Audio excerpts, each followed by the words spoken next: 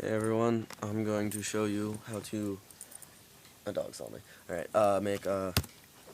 make your dubstep or electronic song build up more impactful and just different noises that you'll recognize. So first thing I'm gonna show you how to do is that like classic whoosh sound you hear.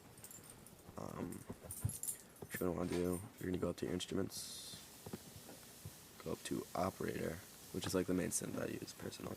That massive. See that, right? Change it to a noise white. And what you're going to want to do is you're going to drag out a note. And one of the most helpful hints I've ever gotten is if you press Command Shift M, it'll make a MIDI note. You don't have to like do all that stuff. So since it's white noise, you can do any note. Just drag it all the way. And then get an auto filter. Put that shit on there.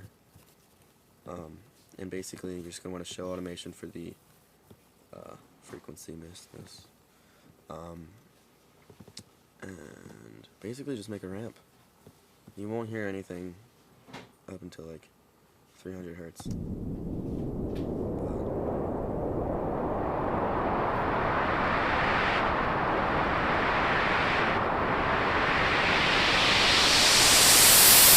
Here you go, whoosh noise.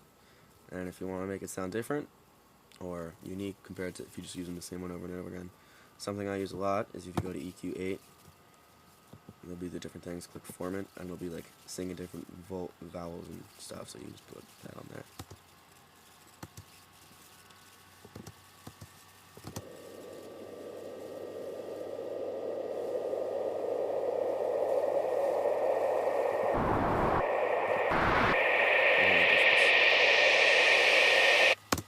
There you go.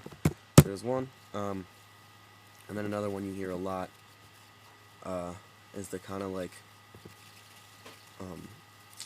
just like the one you'll hear it. Basically, make a drum rack. Get any snare drum or kick drum sample. It's the one where it's just like 4/4 notes and then 1/8 notes and 16ths and shit like that. Get drum sample. This is one I obtained from Prime Loops. Let's use a kick. Just any kick will do.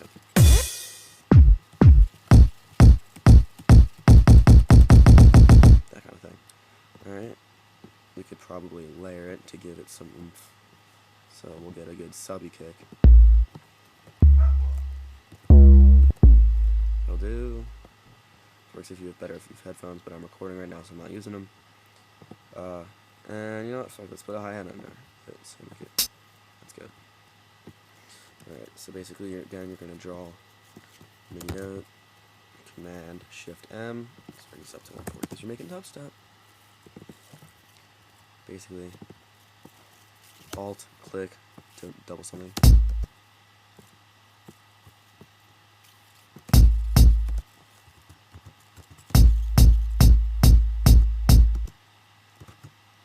Command Z to undo. Just a bunch of different shortcuts that are really helpful, make you go a lot faster. Duplicate that.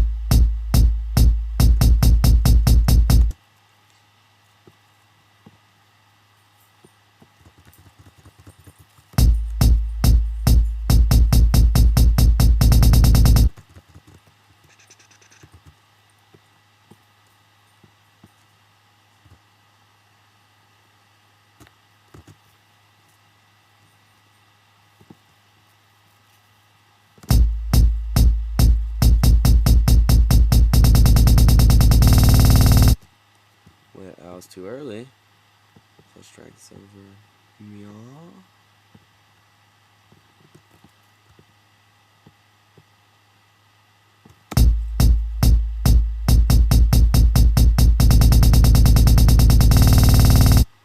That's perfect.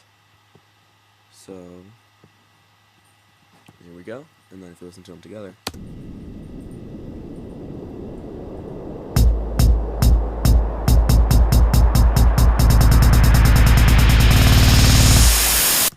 And then what you can do for the time in between the drop is when you have the, whoa there, hold on a minute.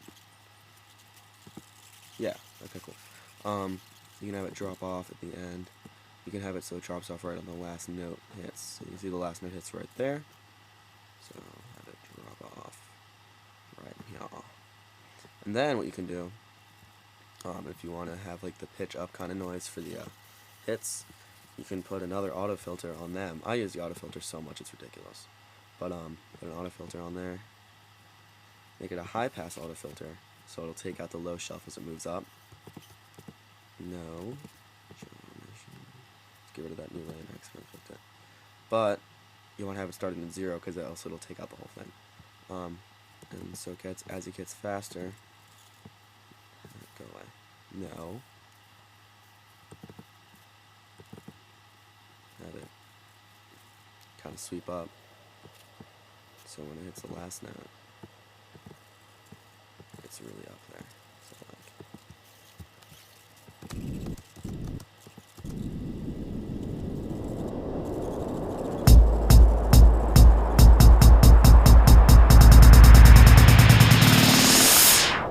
you hear how it kind of does a similar thing as the woosh.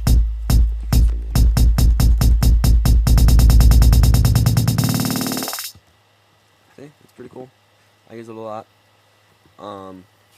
Another thing you can do that I use a lot as well is kind of like a pitching up noise. And I tried to do this many different ways before I really knew what I was doing. And the one most effective way I found is to just use an operator and a pinch envelope.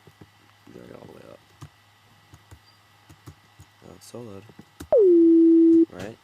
So, drag this down. Make it like regular.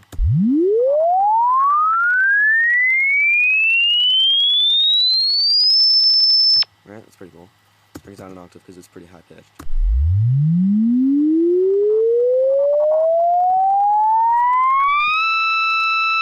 Right, and you can just mess around with operator to make it sound how you want it to sound. Do whatever you want, so like I don't know, just change it to a solid. Just make it sound different than everything else. That's pretty cool. And another thing you can do is you can turn the LFO on, the filter on.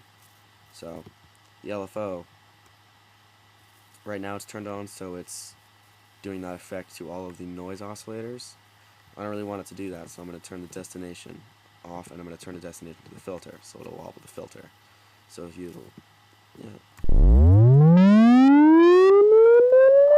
want it to do that kind of thing. So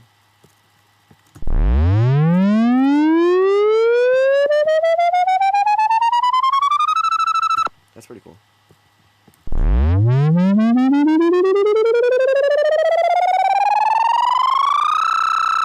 That works. So let's go ahead and record that.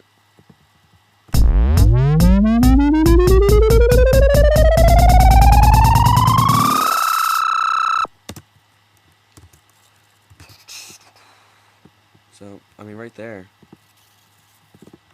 you have a build already in like literally 5 minutes.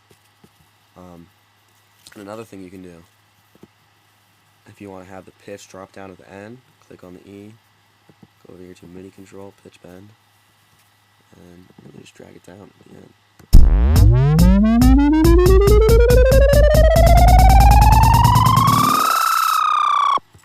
Cool. I'm going to take that out though, so it's just a little bit. Yeah. So those are 3 ways that you can really make your build-up more effective. And if you want to go even further with the whooshing noise, what you can do, if you want to have it like pulsate to the drum, you can grab a compressor, right? And what you're going to do is click this arrow. You're going to shine chain it, which means it's going to affect one of these tracks, and I'm going to make it be affected by the drum rack because it's a kick drum. And then drag the threshold down. A lot of house music producers do this. So, like example, after the drop, you'll hear like the almost like pulsating shower head noise. So just drag it in there. Let's have show animation of this shit.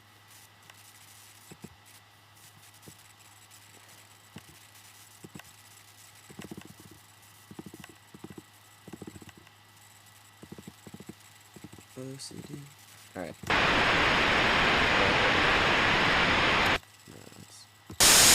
There we go. Let's bring the volume down. That's loud and annoying. So basically, the house track you'll have like the quarter note kick drums. Right.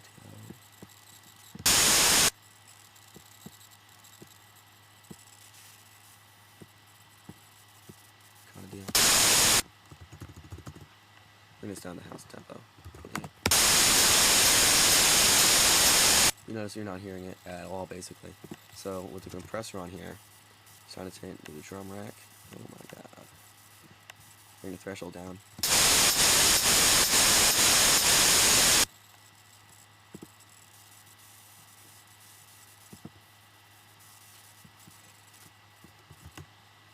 You turn it off so you get that shower head noise. But you're going to bring the threshold down.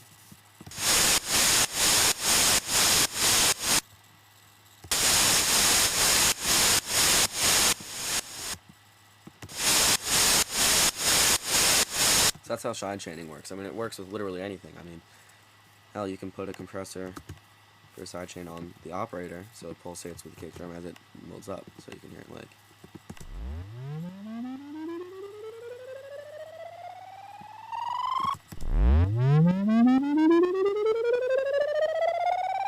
However, a kick drum happens so much that it just brings the volume all the way down. So you can automate literally anything. Show automation for that. Threshold. Let's bring it all the way up by the time that happens so it doesn't basically effectively turn the volume off. So the buildup you have right now is just this. And it's soloed.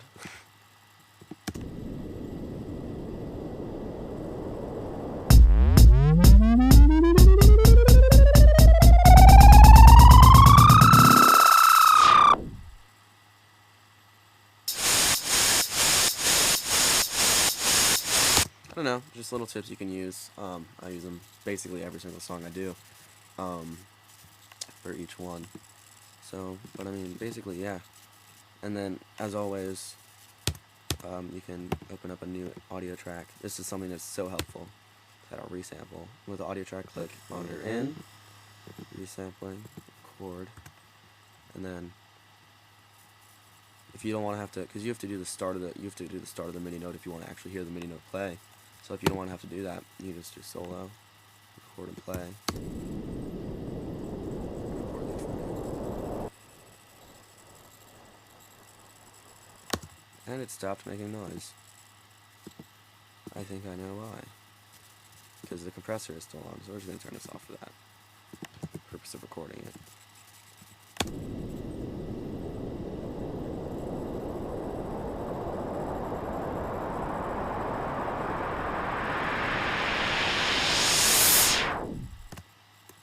Go back, press tab to get over to the arrangement section. It's not arrangement, it's the other one. Turn off auto, turn off solo. And now you don't have to go to the beginning every time you want to hear it because you have that audio file.